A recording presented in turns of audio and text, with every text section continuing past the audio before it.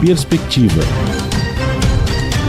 Um programa do Observatório do Terceiro Setor, sempre explorando os horizontes da realidade brasileira.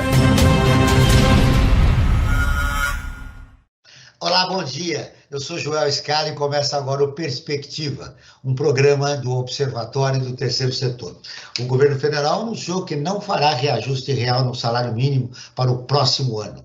O aumento será apenas de R$ 82,00 em comparação com o valor atual. Lembrando que a taxa de juros anual no país é atualmente 12,75%. O assunto de hoje é custo de vida. Participam Patrícia Lino Costa, economista e coordenadora da área de preços e da Pesquisa Nacional da Cesta Básica de Alimentos do Departamento Intersindical de Estatística e Estudos Socioeconômicos, o DESE. O professor Guilherme Moreira, economista, coordenador dos índices de preço ao consumidor e obras públicas da Fundação Instituto de Pesquisas Econômicas, a FIP. A co-apresentação do programa é de Frank Valverde, que também trará os destaques do site do Observatório do Terceiro Setor.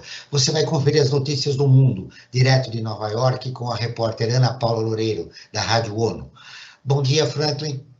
Bom dia, Joel, bom dia, Patrícia, bom dia, Guilherme, bom dia você que está em sintonia aqui com Perspectiva na Rádio Brasil Atual. Franklin, dados divulgados pelo Serasa mostram que mais de 2 milhões de pessoas se endividaram desde o início do ano, batendo o recorde de inadimplência. Eu quero o seu destaque da semana. Olha, Joel, esse é um destaque, né, que vai ser abordado no programa de hoje, né? Nem vou entrar aqui porque tanto a Patrícia como o Guilherme vão saber desenvolvê-los com melhor competência do que eu, né? São estudiosos nessa área. Mas os destaques que eu quero dar são 2 destaques importantíssimos. O primeiro dele é ainda a reverberação dos atos do dia 11 de agosto, né? Atos que defendiam, né, que apresentavam a carta às brasileiras e os brasileiros em defesa do Estado Democrático de Direito. Isso é muito importante, esses atos que começaram aqui em São Paulo, na Faculdade de Direito do Largo São Francisco, né, da USP, né, e reverberaram pelo país inteiro esses atos, e ainda hoje são comentados, né, e essa carta que eu citei, já nós temos mais de 1 milhão de assinaturas, isso é importantíssimo, porque nós temos que defender o Estado Democrático de Direito no Brasil, né? O Brasil acho que só pode avançar, só pode melhorar a sua situação do nível de vida da sua população se nós tivermos um Estado democrático de direito. Caso contrário, nós vamos mergulhar numa situação mais grave do que nós estamos vivendo nos dias de hoje. E eu convido a todos e todas que a procurarem no site do Observatório do Terceiro Setor, né, observatorioterceirsetor.org.br, e lá nós temos mais informações sobre isso. E o outro destaque, João, brevemente, é de utilidade pública, na verdade. Foi divulgado nesse final de semana aí uma fake news através de um deputado evangélico, talvez ele esteja com medo de não ser reeleito, então ele começa a criar meio espuma para ver se navega nessa espuma e consegue alguns votos dos incautos, de que se o setor progressista ou a esquerda, como ele costuma dizer, ganhar as eleições, que haverá fechamento de igrejas. Isso é mentira, não há nada sobre isso, e o que há é uma fake news, né? Eu acho que a justiça deve entrar, inclusive, cobrar desse senhor aí, por que ele está divulgando essas informações falsas de fechamento de igrejas. Tanto um lado como o outro, qualquer lado que ganhar as eleições, as igrejas não vão ser fechadas, porque se qualquer sujeito que chega lá tiver esse ato impensado, essa doidice, com certeza o povo brasileiro vai para a rua, porque uma coisa que ele não aceita jamais é que seus templos, seja eles de qualquer religião, sejam fechados. O pessoal vai defender e defender para valer. Então isso realmente é uma estupidez ou tem outras intenções aí por trás, Joel. Lamentável essa informação. E que o eleitor fique atento. Na contagem regressiva, quanto tempo falta para as eleições? É verdade, eu estou aqui com a minha contagem regressiva. Nós estamos a 7 domingos das eleições, Joel. Muito bem lembrado. Então, novamente, eleitor, fique atento com as fake news, que deverão dominar esse panorama, sobretudo de representantes do atual governo. Muito bem, deixa eu cumprimentar nossos convidados. Bom dia, Patrícia, seja muito bem-vinda. Bom dia, obrigada pelo convite. Muito legal estar aqui. Muito bom. Guilherme, é um prazer entrevistar você. Seja bem-vindo ao nosso programa Perspectiva. Eu que agradeço o convite. Bom dia a todos. O Brasil tem a quarta pior inflação entre as maiores economias do mundo, segundo o relatório da Organização para a Cooperação e Desenvolvimento Econômico. A inflação está presente o tempo todo na vida da gente. O que é a inflação e como ela afeta a vida das pessoas, Guilherme? Inflação poucas pessoas têm, a maioria das pessoas não enxerga a inflação, ela enxerga preços nas gôndolas, é isso que as pessoas enxergam. Mas medir a inflação é muito importante porque ela nos dá uma medida de perda de poder de compra.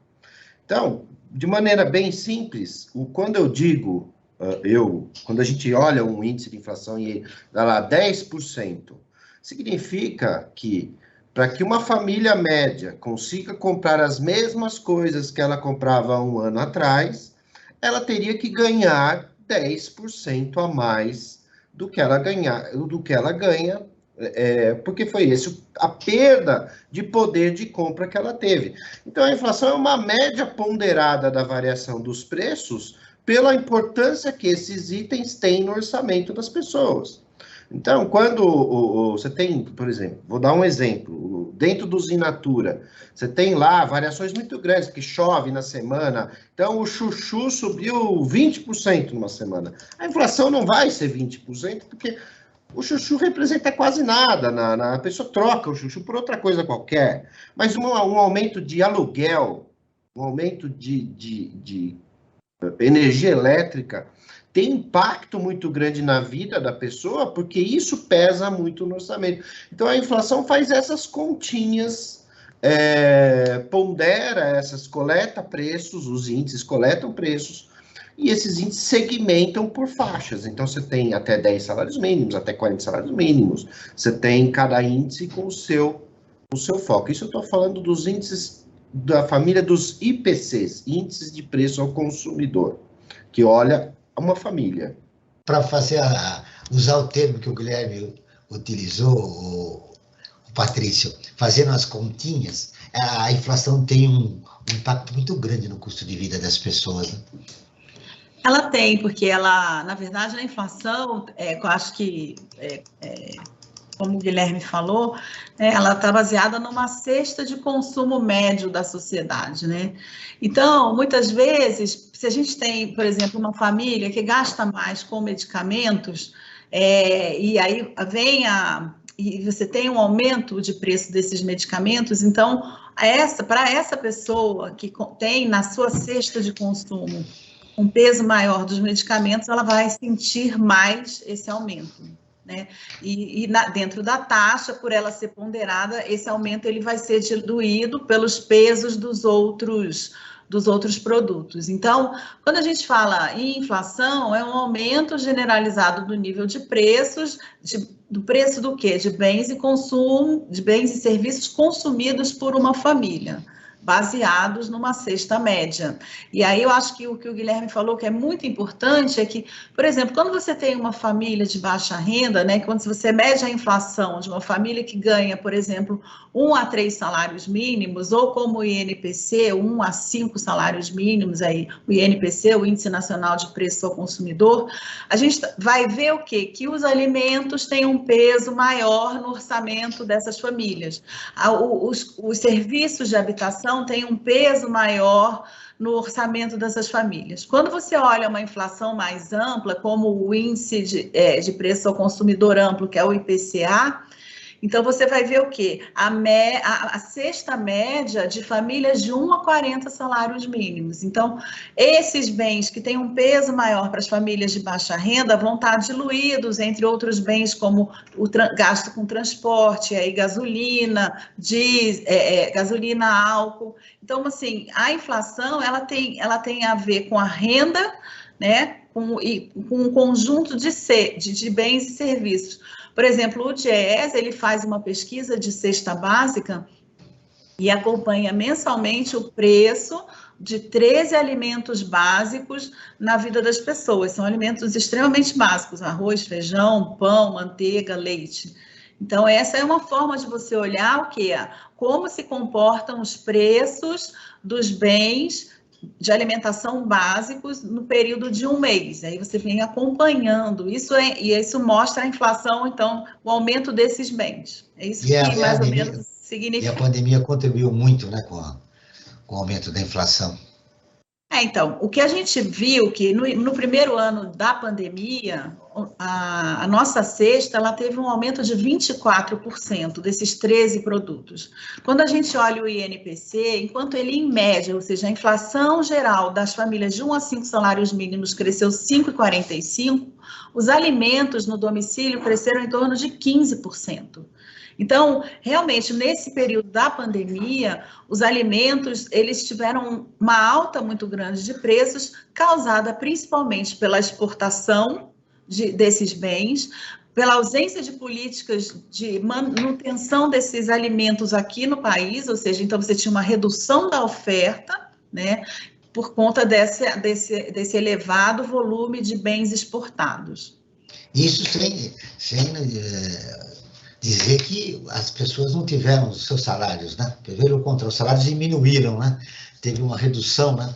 Além de vagas no mercado de trabalho, não teve um aumento significativo. Guilherme, o que pode explicar um aumento tão grande da inflação durante o período da pandemia? Olha, pegando o gancho da Patrícia, grande parte dos aumentos, a maior parte dos aumentos ocorreram realmente em alimentação, né? Quando a gente mede pelo IPC da FIPE, e a gente olha o índice, que mede o índice da pandemia inteira, ou seja, desde, da pandemia não, mas do início da pandemia, por volta ali de março, abril, até julho desse mês, nós temos uma inflação acumulada pelo IPC da FIPE de 21,80%. Quando a gente olha alimentação, nós estamos falando do índice acumulado de 43%. Então, é muita coisa. Nossa, é o dobro, praticamente o dobro. É o dobro, praticamente o dobro. Então, mas por que aconteceu isso? Muito o que a Patrícia falou, você teve essa questão da pandemia, e ainda a gente não pode esquecer que nós tivemos um conflito agora recente, que afetou muito o preço de alguns insumos básicos, que são insumos básicos para o grupo alimentação. Então, nessa guerra entre Rússia e Ucrânia, você teve disparada dos fertilizantes, da soja e do milho, que é insumo básico para, por exemplo, leite, que aumentou muito, que usa-se para ração, esse tipo de coisa. Então, além de tudo, quando você estava saindo desses efeitos da pandemia, você engata uma guerra dessa e que ainda puxa ainda mais, contribui ainda mais. Agora, qual que é o lado... Teve aumento do consumo? Aumento do consumo? Não, assim, deste ano para cá, não. O que a gente percebeu que foi lá no início da pandemia, um deslocamento de consumo para alimentação no domicílio, mas a renda caiu, então não tem como dizer que há aumento de consumo com a renda caindo.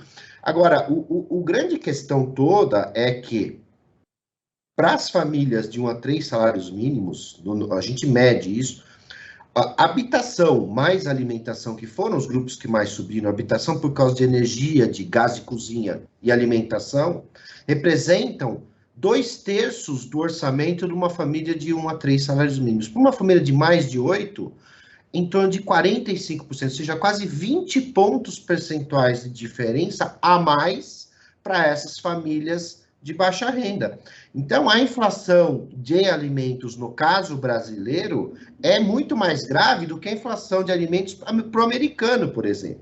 Então, quando a gente fala, mas a inflação é mundial, do mundo inteiro nós tivemos inflação de alimentos, Estados Unidos, na Alemanha, na Europa, é verdade, mas o americano não vai passar fome por causa disso, o alemão não vai passar fome por causa disso. E aqui no Brasil a gente tem uma situação em que 43% de aumento de preço de alimentação significa uma perda de bem-estar para essas famílias muito grande, porque elas não têm ferramentas para se defender disso. Ou seja, como é que eu me defendo de uma alta de alimentos se eu tenho uma renda de até 3 salários mínimos? Eu vou deixar de ir ao cinema, mas eu já não vou ao cinema, eu vou deixar de trocar o carro, mas eu não tenho carro. Então, esse que é o grande drama da nossa situação com essa inflação, principalmente quando a gente compara com outros países.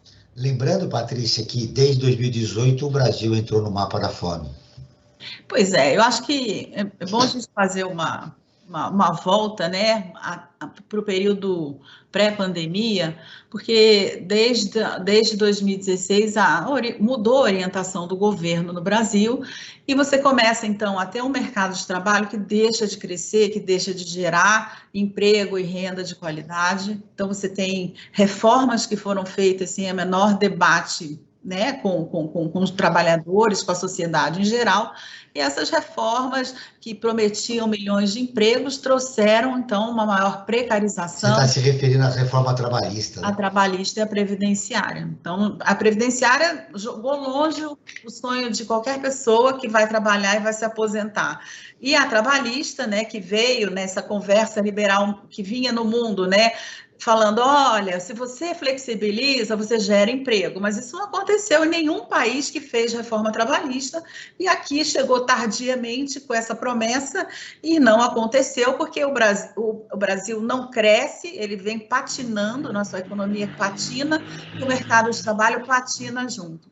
E é nesse cenário já de informalidade e precarização que você encontra, então, que a pandemia entra no Brasil. E aí eu acho que sempre é bom lembrar que no segundo trimestre, entre abril e junho, desde o início do isolamento, 9 milhões de pessoas perderam seus empregos e sua renda. Então, isso é um dado. Então, não pode ter mais, as pessoas não podem ter comido mais porque não comeram. Então, apesar do governo ir na televisão e falar, olha, agora com o auxílio emergencial de R$600, que foi conseguido por pressão popular, pressão sindical e do Congresso, para que de 200 pulasse para 600, as pessoas conseguiram manter relativamente a sua renda e comer durante esse período que estavam se protegendo do vírus. Então, assim, não teve nenhum, as pessoas estão estocando arroz ou estão comendo mais por causa do auxílio emergencial, elas continuaram comendo. Então, você teve, agora, jogar esse deslocamento, como bem disse o Guilherme, da demanda de alimentação fora do domicílio para alimentação no domicílio e falar que isso é a causa da inflação é errado, porque de abril para maio o Brasil triplicou a sua exportação de arroz e no final do ano o arroz aumentou mais de 100%. O Brasil aumentou muito sua exportação de óleo degomado de soja. O que aconteceu com o óleo de soja? Dobrou de preço no final do ano. Então, você tem, e isso está expresso nos índices de inflação, está ali, está marcado, não tem para ninguém. 2021, você teve até um arrefecimento do aumento do preço dos alimentos, mas você teve a energia elétrica pressionando, que é essencial para todas as famílias, e você teve um aumento expressivo do gás de botijão, tanto que as pessoas passaram a cozinhar com lenha nessa época. E em 2022, o conflito, né, e o aumento do preço dos fertilizantes e mais, o alimento ele chega mais caro no Norte e Nordeste porque ele vai por estrada e o combustível que leva é o diesel, e o diesel não para de aumentar porque os acionistas da Petrobras eles estão lucrando muito, enquanto que a população está cozinhando com lenha e pagando mais caro pelo alimento que precisa ser deslocado do sul para o norte para consumo. Que é um absurdo, né? É um absurdo. Patrícia, eu comecei o programa falando que o salário mínimo não vai ter um aumento real no ano que vem. Qual seria o salário mínimo ideal para que uma família, né, consiga viver decentemente no país? Então, o GES estima, com base na Constituição, né, e com base no decreto que instituiu o salário mínimo, um conjunto, uma pesquisa de alimentos e com base no valor desse alimento, que hoje é R$700 no município de São Paulo, e veja, uma cesta individual, tá? Uma cesta individual que custa R$700? Com alimentos R$700. E essa cesta, ela consegue alimentar uma família de 4, 5 pessoas? Não, ela alimenta uma pessoa, né? Uma pessoa. Da onde a gente tirou essa cesta, que é a única legislação que existe no Brasil, é um decreto de 1938, a única legislação que fala de cesta básica, e ela estipula grupos de alimentos que são necessários e as quantidades necessárias para que um trabalhador ele tenha todos os nutrientes necessários para a sua saúde. Então, essa cesta no município de São Paulo, ela custou R$700. Se a gente pensar uma família de 4 pessoas, a gente precisa, então, multiplicar essa cesta por 3. 2 adultos e 2 crianças que consomem como um adulto. Então, a gente vai chegar em torno de R$ 2.100. E a partir, então, dessa cesta, desse gasto com alimentação, a gente estima o salário mínimo de R$ 6.300. A gente sabe que esse valor... R$ 6.300. É um salário que não dá para amanhã mudar por decreto, mas ele serve como uma referência para o que seria o salário ideal. É isso que ele é. Agora nós vamos ouvir a Rádio ONU, parceira de conteúdo do Observatório do Terceiro Setor, com a reportagem "Os jovens ainda sofrem com a recuperação lenta do mercado de trabalho", diz OIT, a Organização Internacional do Trabalho. A Ana Paula Loureiro, de Nova York, tem as informações. A Organização Internacional do Trabalho, a OIT, revelou que a recuperação do emprego juvenil ainda acontece em ritmo lento, 2 anos após a pandemia. Os jovens sofreram mais com o desemprego do que os adultos. O relatório mostra que a pandemia potencializou os inúmeros desafios do mercado de trabalho enfrentados por pessoas entre 15 e 24 anos. O número total de jovens desempregados pode chegar a 73 milhões este ano no mundo, uma ligeira melhora em relação a 2021, quando havia 75 milhões. A taxa ainda é de 6 milhões acima do nível pré-pandemia. Em 2020, havia aumentado para 23,3% a porcentagem de jovens que não trabalham, nem estudam, nem estão em treinamento, um nível não visto há pelo menos 15 anos. As mulheres estão em uma situação pior do que os homens. Este ano, a projeção é que 27,4% das jovens em todo o mundo estejam empregadas, em comparação com 40,3% dos homens jovens. A diferença de gênero, que mostrou poucos sinais de redução nas últimas 2 décadas, é maior nos países de renda média baixa, com 17,3%, e menor nos de renda alta, com 2,3%. Nos países da América Latina, a taxa de desemprego juvenil ainda é preocupante e poderia chegar a 20,5% em 2022. A situação é radicalmente diferente na América do Norte, onde as taxas de desemprego juvenil devem ficar abaixo da média mundial, em 8,3%. Os países de alta renda são os únicos que devem atingir taxas de desemprego juvenil próximas às de 2019 até o final deste ano, enquanto nos outros grupos as taxas devem ter um aumento de pouco mais de 1%. Da ONU News em Nova York, Ana Paula Loureiro. Continuamos com Perspectiva, um programa do Observatório do Terceiro Setor. Nós estamos falando sobre o custo de vida com a Patrícia Lino Costa, do DIES, e o Guilherme Moreira, da FIP. Franklin, o desemprego juvenil também é uma questão de gênero, né? Atende mais as meninas, as moças, do que os rapazes. Mas no bloco anterior, a Patrícia falava que o salário mínimo deveria ser R$ 6.300. É possível sonhar com isso, Frank? Você precisa ter uma ideia, R$ 6.300, isso é praticamente, se você for pensar, o teto das aposentadorias, Joel, né? Pelo sistema, né, do INSS, da Previdência. As aposentadorias, o teto é isso, é praticamente quem ganha o teto hoje das aposentadorias é quase que o valor do que seria o desejável no salário mínimo. É essa situação que o país se encontra, Joel.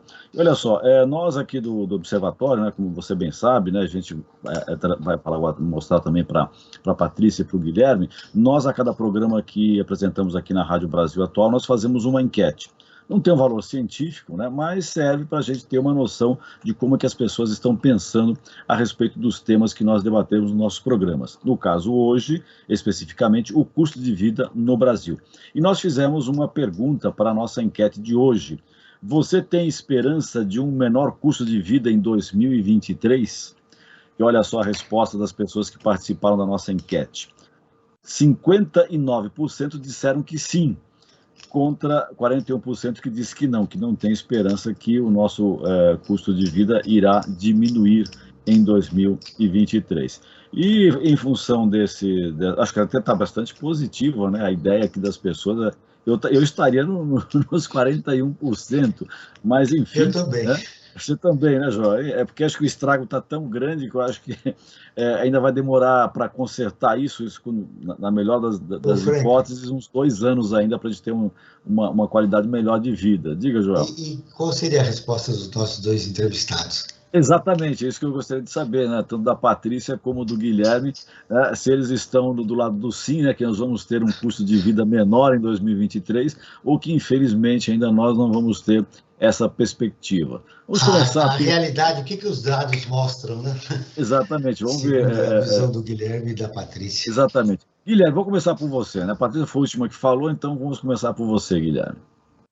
Tem uma questão metodológica aí que para que as pessoas... É uma enquete, não é? Não tô nem questionando a enquete. Estou falando de índices de inflação. As pessoas, veja, cair o custo de vida significa os preços abaixarem nas gôndolas. Os economistas falam, a inflação vai cair, significa que os índices serão menores do que os índices vigentes atualmente. Então, quando nós, economistas, falamos, esse ano aqui nós estamos no acumulado de 12 meses acima de 10%, nós tivemos quase 10% no ano passado, que a inflação do ano que vem vai ser 5%, o que eu falo lá, quando a gente é entrevistado, tá, bom, a inflação vai cair de 10 para 5%. Agora, a inflação cair de 10 para 5 significa que o custo de vida, em vez de subir 10, vai subir 5. Então, assim, o nível, voltando ao cidadão comum, ele vai ao supermercado, em vez de verificar os preços 10% mais caros, ele vai ver o preço 5% mais caros. Talvez, pontualmente, alguns itens realmente caiam de preço. Vou dar um exemplo que eu acho que é o que a gente já começa a acontecer. Por exemplo, carro. Os carros usados estão começando a cair de preço, o leite deve começar a cair agora, porque você entra as chuvas de primavera e o preço cai. Você tem alguns efeitos sazonais em alguns itens, mas a questão é que, na média, os preços estarão, vamos imaginar que a inflação caia ao nível que as projeções apontam, em torno de 5%, 6% ano que vem. É uma boa queda em relação a esse ano? Sim, é uma boa queda. Mas os preços continuarão subindo numa velocidade menor. Então, esse trem que está andando a 100 km por hora vai passar a andar a 50, mas ele não vai dar ré. Esse que é o grande problema.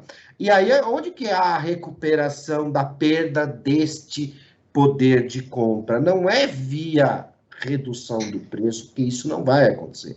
A recomposição do poder de compra tem que vir via salários, via rendimentos, via trabalho, via o aumento da renda da população, para que esse poder de compra seja recomposto e você consiga comprar as coisas que você conseguia comprar antes. Então, a melhora dessa situação, e aí eu entendo essa esperança das pessoas, achei mais uma esperança do que uma projeção, é que o custo de vida, aí no sentido de poder de compra, porque o custo de vida não vai voltar para trás. Alguns itens podem cair, outros vão subir, mas a melhora do custo de vida vem do aumento do poder de compra e não tanto da queda da inflação. E é verdade, alguns itens realmente vão cair, talvez combustíveis caiam, você tem uma queda das commodities lá fora, isso impacta aqui nas proteínas animais, enfim, você tem uma nova configuração, as commodities metálicas estão caindo de preço,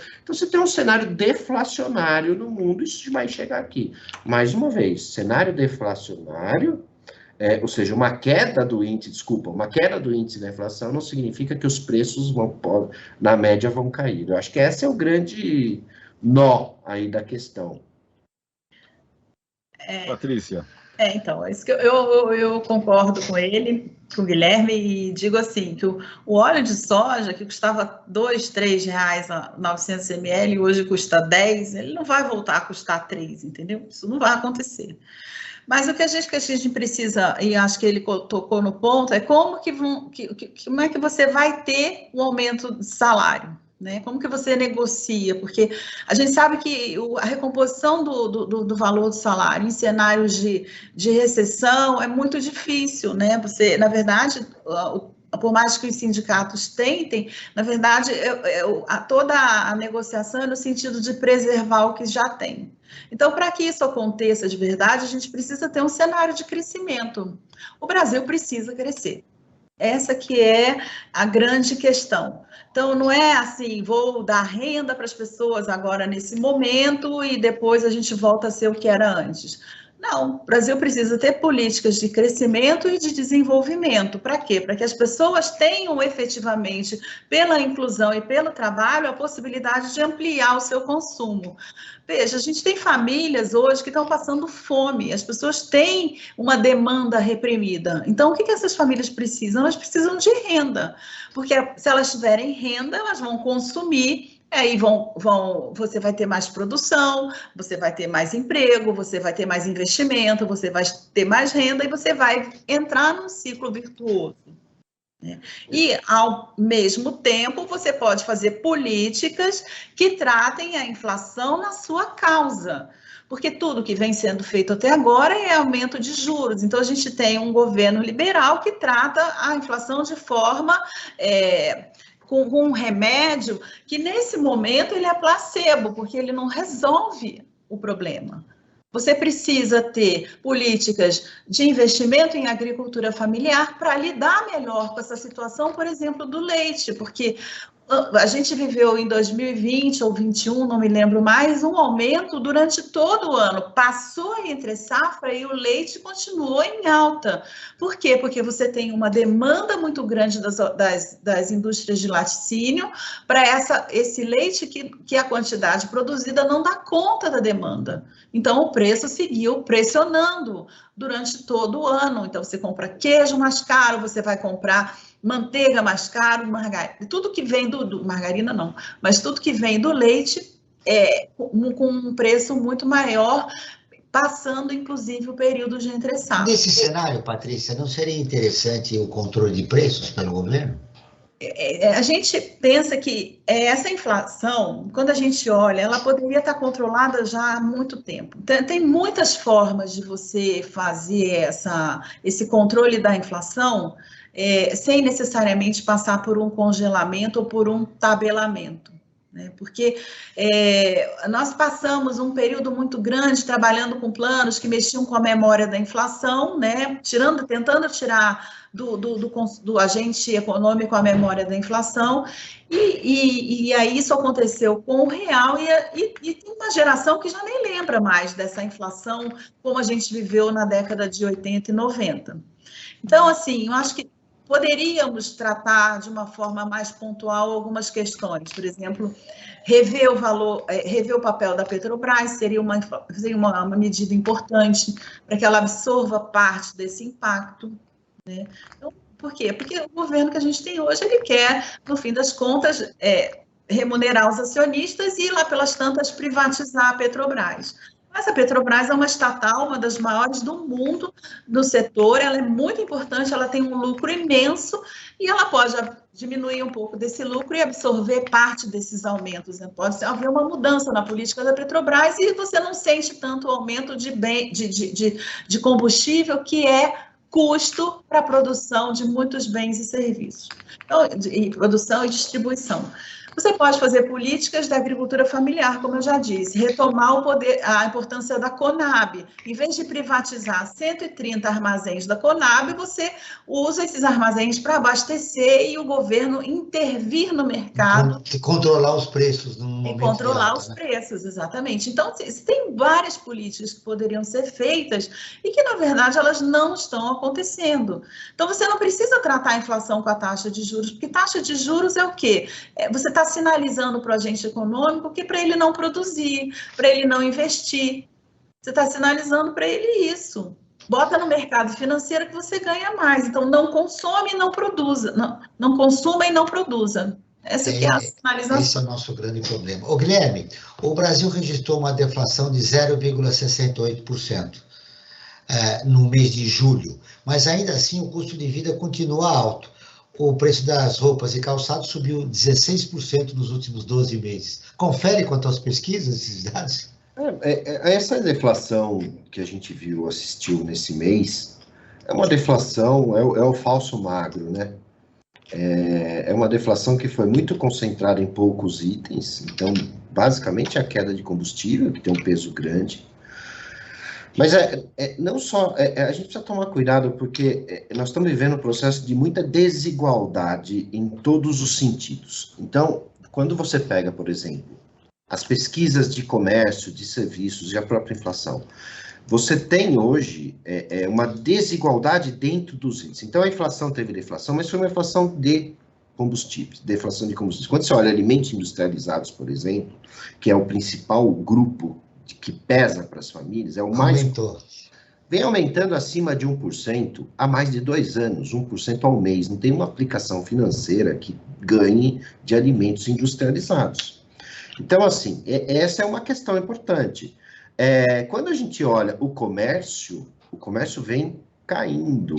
A atividade do comércio, o volume de comércio medido aí pela pesquisa mensal do comércio do IBGE, você vê o comércio desacelerando em praticamente todos os grupos. Supermercado, por exemplo, caindo as vendas, eletrodomésticos com queda de acima de 17% no acumulado do ano. Então, o comércio está desaquecendo. Mas quando a gente olha os serviços, você vê que, de certa forma, há uma recuperação dos serviços, crescimento de viagens, Então, o número hoje esconde uma desigualdade em praticamente todas as pesquisas que você olha. Porque você tem uma parcela da população brasileira que não perdeu renda durante a pandemia, que manteve o seu emprego, foi para o home office, deixou de viajar, deixou de ir a restaurante, deixou de trocar o carro, porque não tinha carro para entregar. E que está relativamente bem financeiramente, não mudou o padrão de vida. E essas pessoas estão voltando ao consumo. Aonde a gente enxerga isso? Pelas pesquisas que medem o setor serviços, viagens, turismo, a própria venda de carros novos. E você tem uma outra parcela da população que o emprego é mais precário, que depende da rua e que não tem opção do home office e que teve uma perda brutal de renda. E onde a gente enxerga isso? No supermercado, na venda dos supermercados, na pesquisa do comércio que mede supermercados, na pesquisa do comércio que vende eletrodomésticos. Então, a gente precisa tomar cuidado com os números que estão saindo agora, porque nós estamos vivendo várias realidades ocorrendo ao mesmo tempo. Você tem alguns setores saindo da pandemia e aquecidos, setor serviços, vestuário, por exemplo, as pessoas voltaram a trabalhar, voltaram a comprar vestuário, mas você tem supermercado caindo. Então, tem muita coisa acontecendo ao mesmo tempo, precisa tomar muito cuidado com essas análises imediatistas. Então, a gente colocou essa questão da deflação, ou seja, pelo que você explicou, a deflação aconteceu em índices específicos, não numa economia como um todo, porque existem outros itens como alimentação que continuam crescendo já há algum tempo. Exato, que basicamente a deflação de julho foi causada pela queda da gasolina, que aí tem uma questão tributária, e a queda do etanol, que além da questão tributária tem a questão da safra, que é o momento, a safra começa a abril, maio, o auge aí todo mês de julho o etanol cai, fato. Por conta de safra, enfim, da sazonalidade natural do etanol. Então, você combinou essas coisas, mais a energia que caiu por conta do fim das barreiras tarifárias, mas são 3 itens, nós estamos falando de 3 itens. Aí, quando a gente olha a alimentação, a inflação de alimentação específica está firme e forte lá. Muito alta, né? Continua muito alta. Então, aí que eu falo da desigualdade. Para a família de 1 a 3 salários mínimos, é isso? Exato. Então, aí que eu falo da desigualdade. Para uma família que tem uma renda alta e que consome combustível, etc., essa deflação, até saiu um artigo na Folha essa semana que eu comentei falando exatamente isso. Para a família de alta renda, você teve realmente uma deflação, porque ela usa muito combustível, que é carro próprio, então, essa foi muito forte para essas famílias. Agora, essa deflação não chegou para a família de 1 a 3 salários mínimos, muito pelo contrário. Quando você olha a inflação da família de 1 a 3 salários mínimos, essa deflação é muito menor, porque ela não usa transporte próprio e ela consome muito alimentação. Aonde teve uma melhora na habitação, por conta da queda, que obviamente não compensou os aumentos anteriores, mas do gás de cozinha, que vem caindo, pouco, mas vem caindo, e você teve uma queda da energia elétrica, aí sim uma queda considerável, tem muito mais a ver com as bandeiras tarifárias do que... Basicamente esse é o cenário. Quando a gente olha a alimentação, industrializado, E por que eu sempre falo que o melhor sinalizador que é o item mais importante para as famílias de 1 a 3 rendas, né? De 1 a 3 rendas, né? E mais que isso, a alimentação industrializada é um ótimo sinalizador, porque é alimentação, portanto é um bem essencial. Ela é um produto industrializado, então ela tem toda a cadeia industrial por trás, ela tem o frete do insumo, ela tem o frete até o distribuidor, ela tem, ou seja, é um processo industrial de um item essencial. Então, esse é o grande marcador da inflação, do núcleo da inflação, é o alimento industrializado. Patrícia, a partir do que o Guilherme está explicando, o cidadão comum fala, mas deflação? Desconfia desses dados, porque a realidade do salário que ele recebe, do que ele paga nos supermercados, é muito distinta, né, do que essa história de deflação.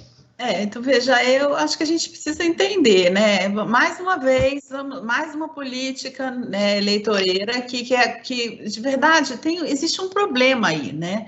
Porque o que o governo fez foi aprovar no Congresso uma medida que limita a cobrança do ICMS, que é um imposto estadual, e, né, que muitas vezes é repassado ao município, de bens como gás natural, energia elétrica, comunicação.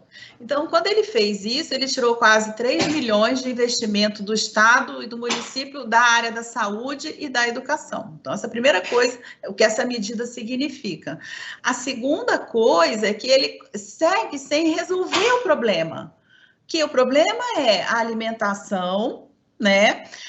O problema é o aumento o diesel aumentou esse mês 3%, então o diesel entra mais uma vez na composição de preços do alimento no varejo, então não resolveu, o alimento vai chegar ainda mais caro. Então você está fazendo uma política que não age no problema real. Você não trata a inflação, você não mexe na política da Petrobras, você não faz políticas para aumentar a oferta de alimentos, você não trata a inflação no seu problema. Então, o que pode acontecer? Nesse momento, as commodities estão estáveis, o preço internacional das commodities estão estáveis, mas qualquer aumento de demanda, você tem um aumento da exportação e um aumento do preço interno. Né? Então, qualquer problema com o petróleo, você também vai ter aumento desse combustível aqui. E isso vai ser repassado, porque você não está tratando a causa da inflação.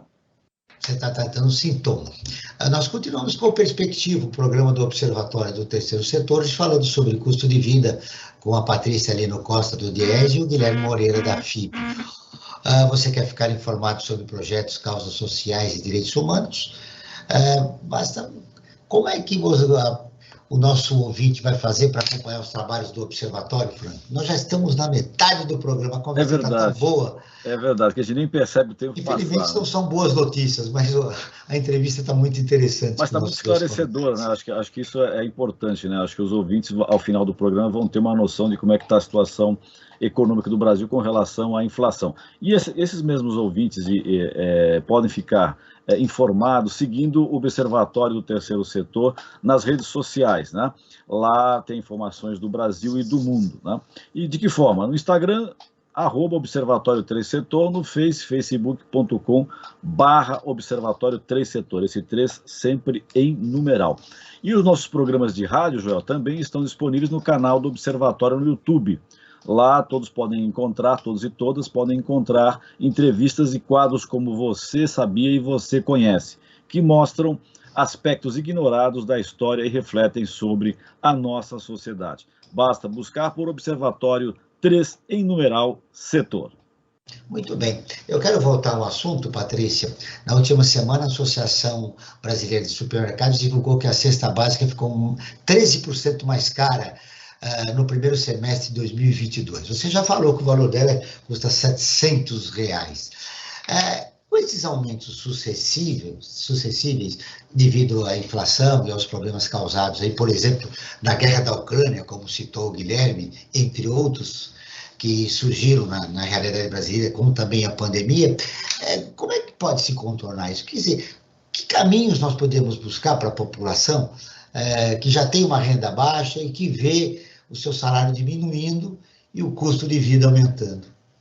Pois é, acho que várias coisas podem ser feitas, desde transferência de renda, e aí a melhor delas é a política de valorização do salário mínimo. Então, repensar uma política de valorização desse salário que garanta, então, o aumento gradual de um piso tão importante. Ele mostrou o seu valor lá nos anos 2000, na década até 2014, o que ele foi capaz de fazer, porque ele não só ele aumentou a renda das famílias que ganhavam até um salário, mas também ele foi empurrando os menores pisos salariais, né? Porque por conta da negociação você precisa aumentar o piso para que as pessoas possam ter essa diferença, né? As categorias tenham a diferença entre o salário mínimo e o piso da categoria.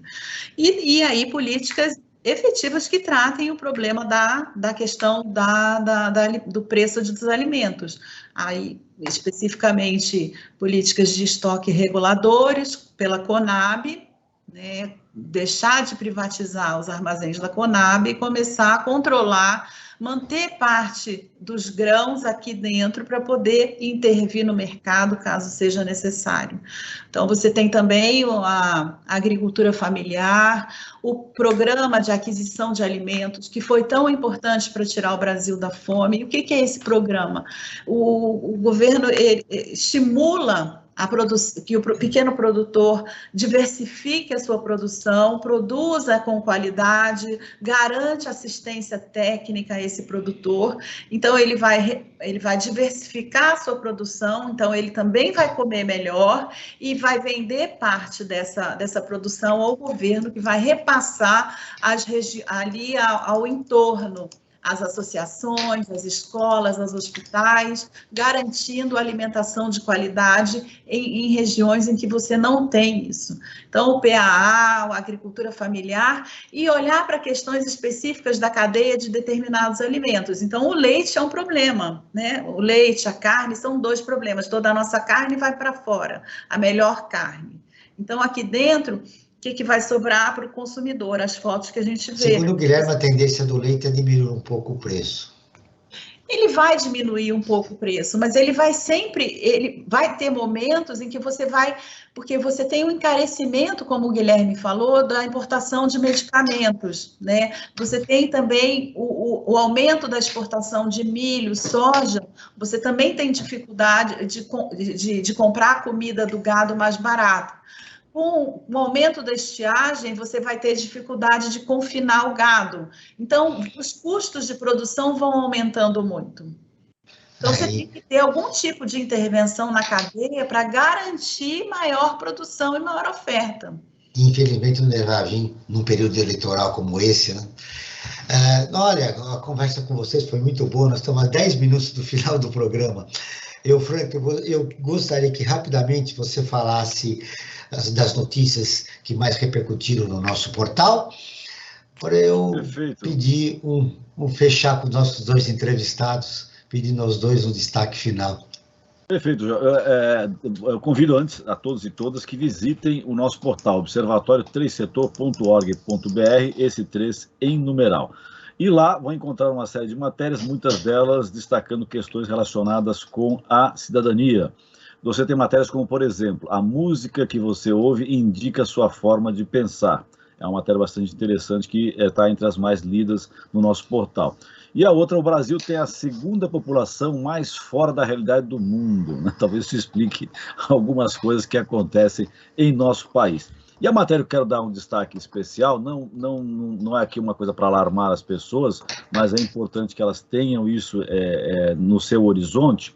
A China anuncia novo vírus com taxa de letalidade maior que a da Covid-19. Né? Uma matéria que foi escrita pela Maria Fernanda Garcia, que aponta que, segundo a OMS, a Organização Mundial da Saúde, o novo vírus na China é da família do gênero Enipavírus, né? E está na classificação de nível 4. Né? Isso significa o quê? Que a letalidade estimada está entre 40% e 75% maior que a da Covid-19. Né? Essa matéria... a sua repercussão no Brasil aqui é muito pequena. É muito pequena, ainda quase nula, mas, enfim, é importante que as autoridades da área da saúde fiquem atentas, né? E já comecem a planejar ações, né? Para, se caso vier a entrar de uma forma um pouco mais efetiva no Brasil, dar resposta a isso. Não acontecer como aconteceu com a Covid-19, dizer que era uma gripezinha e nisso aí já vão quase 700 mil pessoas mortas, vítimas da Covid. Joel, essas matérias que eu disse e outras que os leitores e as leitoras poderão encontrar, elas têm o recurso de audiodescrição, que é um recurso bastante importante para os deficientes visuais e mesmo para aquelas pessoas que querem realizar alguma tarefa durante o seu dia a dia e, enquanto vão realizando, usando essa ferramenta, podem ouvir o conteúdo que nós temos no Observatório do Terceiro Setor. Muito bem. O governo federal estourou o teto de gastos em mais de 210 bilhões de reais. Um dos motivos foi a aprovação da PEC dos auxílios, que aumentou o valor do Auxílio Brasil de 400 para 600 reais.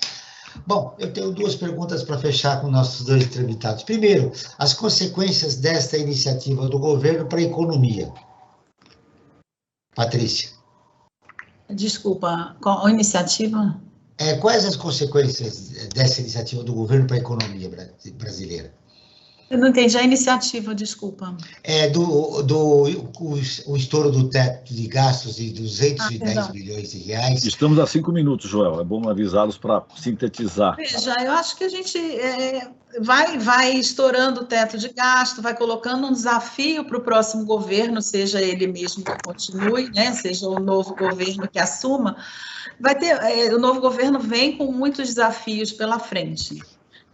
Você vai encontrar contas desajustadas, você vai encontrar um país com uma inflação pressionando, e a gente sabe como que o fantasma da inflação ainda, de uma certa forma, está presente na memória de muitos agentes econômicos. Com o aumento da desigualdade e com o aumento da desigualdade, com a diminuição da renda. Uma situação muito difícil. Seu destaque final, Patrícia, em 1 minuto. O que mais importante você gostaria de deixar no final do programa? Gostaria de alertar que a gente precisa entender, não dá para aceitar que o mundo tem inflação, o Brasil também tem. Então, acho que é importante a gente prestar atenção. Nós temos um país que é um grande produtor de alimentos, não tem sentido nós passarmos fome dessa maneira como a gente vem passando. Esse alimento tem que ficar aqui, tem que ser consumido pelo povo brasileiro. Então, acho que a gente precisa perceber que existem formas, nós já vivemos isso recentemente, um país que cresce, desenvolve e inclui. Então, a gente torce para que isso aconteça de novo. Guilherme, seu destaque final, agradecendo novamente a sua presença e da Patrícia. Bom, acho que a inflação é o grande mal que tira poder de compra da população, mas o remédio não é o controlar a inflação, ou seja, a inflação é a febre, e nós temos que combater a doença que é a falta de crescimento econômico, a má gestão das políticas públicas e a macroeconomia, e entra teto de gastos, entra uma série de outras coisas juntas. Então, acho que a gente precisa resolver esses problemas e voltar a gerar emprego e renda para resolver a questão de maneira definitiva. Acho que o grande que falta é emprego e renda de qualidade. O Perspectiva está terminando. Agradeço a presença de Patrícia Lino Costa, economista e coordenadora da área de preços e da Pesquisa Nacional de Cesta Básica de Alimentos do Departamento Intersindical de Estatística e Estudos Socioeconômicos, o DIESE. Guilherme Moreira, economista, coordenador dos Índices de Preços ao Consumidor e Obras Públicas da Fundação Instituto de Pesquisas Econômicas, AFIP.